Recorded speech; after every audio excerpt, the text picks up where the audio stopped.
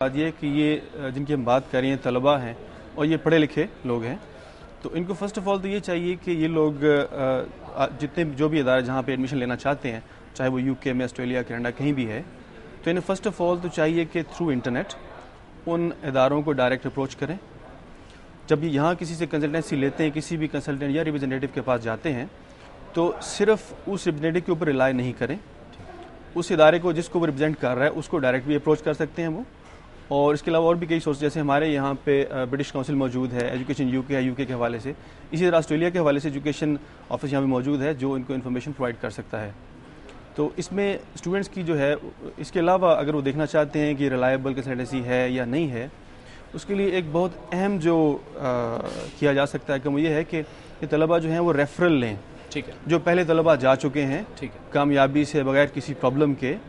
جن کنسلٹنٹس کے تھرو،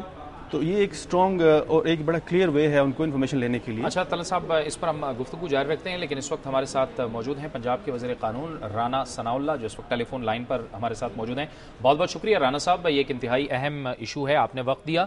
جعلی کنسلٹنسیز ہیں، لاہور کے اندر بھی بہت سی ہیں،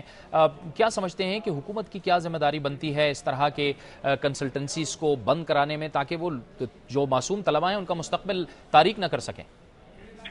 دیکھیں جی، اس میں یہ ہے کہ اس میں ایک تو اویئرنیس جو ہے وہ بہت ضروری ہے، تاکہ لوگ جو ہے اس قسم کی کنسسٹنسی جو ہے اس کو حاصل کرنے سے پہلے جو ہے وہ اس چیز کا تیار کرے کہ آیا وہ کمپنی یا وہ جو صاحب ہیں ان کی پروفیشنل اسکل کیا ہے، کیا وہ رجسٹرڈ ہیں، کیا وہ کام جو ہے وہ انڈر لیگل کور کر رہے ہیں۔ تو ایک تو یہ چیز ہے۔ دوسرا یہ ہے کہ جب بھی اس قسم کی کمپلینٹس جو ہے وہ پیدا ہوں، جیسے یعنی زیادہ تر یہ معاملہ جو ہے یہ لوگوں کو بیرون ملک بھجوانے میں اور لوگوں کو باہر ایکڈیمک جو ہے ایڈمیشنز وغیرہ لینے میں یہ زیادہ سلسلہ جو ہے وہاں پہ لوگوں کو نقصان پہنچایا جاتا ہے یا پیسے لیے جاتے ہیں۔ تو جب اس قسم کی کوئی کمپلینٹ سامنے آئے تو حکومت کی یہ ذمہ داری ہے کہ فوری طور پہ جو ہے نہ صرف اس کے اوپر کارروائی کرے، بلکہ ایسی کنسلٹنسی یا ایسے عمل میں حصہ لینے والے جو بھی لوگ ہیں، ویدر دے آر رجسٹرڈ اور whether they are not registered, ان کے خلاف جو ہے وہ سخت ترین کارروائی جو ہے وہ عمل میں لائی جائے۔ بہت بہت شکریہ رانا ثناءاللہ صاحب، ہم سے گفتگو کر رہے تھے اور ان کا کہنا تھا کہ ان کے خلاف کارروائی ضروری ہے۔ اچھا طلعت صاحب، یہ بتائیے کہ ان کا کوئی طریقہ کار ہے، کوئی رجسٹریشن ہے، کوئی حکومت کے ساتھ ان کی کوئی رجسٹریشن، کوئی اتھارٹی ہے کچھ؟ جب صاحب ابھی تک جہاں تک اس بات تعلق ہے، ہماری گورنمنٹ نے ایز سچ کوئی ریگولیٹری اتھارٹی نہیں بنائی ہوئی، ایسا کوئی ڈپارٹمنٹ نہیں جو ان کنسلٹنٹس کو ریگولیٹ کر رہا ہو۔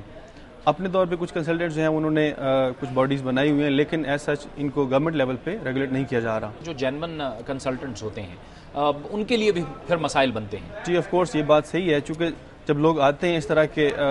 جگہوں سے ہو کے آتے ہیں یا ان کو اس طرح کے تجربات ہوتے ہیں، تو وہ جو جینون کنسلٹنٹس ہیں ان کے اوپر ٹرسٹ کرتے ہوئے بھی بہت زیادہ خدشات کا شکار ہوتے ہیں۔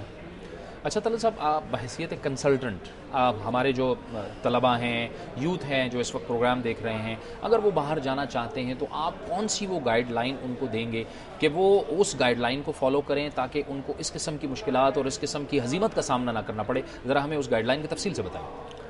اس میں دیکھیں، سب سے بنیادی بات یہ ہے کہ جب کوئی اسٹوڈنٹ جو ہے وہ باہر جانا چاہتا ہے، زیادہ تر جو ہمارے طلباء جاتے ہیں وہ انگلش اسپیکنگ کنٹریز میں جاتے ہیں، تو ان کو پہلی بات تو یہ ہونی چاہیے کہ جو بھی اس کے پری ریکویزٹس ہیں، جو اس کے ریکوائرمنٹس ہیں اسٹڈی کرنے کے، وہ پورے کریں، جن میں خاص طور پہ انگلش لینگویج کے کورسز ہوتے ہیں، تو یہاں سے وہ پہلے وہ کریں، کیونکہ زیادہ تر طلباء اسی وجہ سے ایسے کنسلٹنٹس کے ہتھے چڑھتے ہیں جو انہیں یہ یہ باور کراتے ہیں کہ بغیر ان ریکوائرمنٹس کے بھی ان کا ویزا لگ سکتا ہے یا وہ جا سکتے ہیں، اور اس سلسلے میں سم ٹائمز ان کو ایکسٹرا پے کرنا پڑتا ہے اور بہت سے مسائل کا سامنا کرنا پڑتا ہے۔ تو بنیادی طور پہ یہ ہے کہ ایک تو ریکوائرمنٹس اپنی طرف سے مکمل ہوں، اس کے بعد وہ طلباء جو ہیں وہ جیسے میں نے پہلے کہا کہ وہ اپنے ارد گرد سے، اپنے ماحول سے، اپنے دوستوں سے ریفرل لیں کہ ان کے بھائی، ان کے کزن کن کنسلٹنٹس کے تھرو یا کس سورس کے تھرو وہ آسانی سے اپنا جو ہے وہ منزل پہ جا کے وہ پہنچ چکے ہیں۔ اور کراس چیک بھی ضروری ہے جو آپ نے کہا انٹرنیٹس وغیرہ کے ذریعے سے؟ یہ بالکل بہت امپورٹنٹ چیز ہے، کراس چیک انٹرنیٹ کے ذریعے بھی، اور cross checking through visiting different consultants, کچھ لوگوں کو وزٹ کر لیا جائے اور اس کے بعد ایک نتیجے پہ پہنچ لیا جائے۔ اس میں بڑی امپورٹنٹ بات یہ ہے کہ جہاں پہ زیادہ مسئلے پیش آتے ہیں کہ جو فی پیمنٹ ہوتی ہے اسٹوڈنٹ جب فی پے کرتے ہیں ان کو یہ چاہیے کہ وہ فی کبھی بھی ایجنٹس یا کنسلٹنٹس کے ہاتھ میں نہ دیں کیش کی شکل میں، لیکن بلکہ وہ ایک ڈرافٹ کی شکل میں یونیورسٹی یا کالج کے نام بینک ڈرافٹ بنتا ہے، جس کی ذریعے سے وہ جو رقم ہے وہ بھی سیف ہو جاتی ہے، کیونکہ وہ رقم جو ہے وہ کالج کے اکاؤنٹ میں منتقل ہوگی،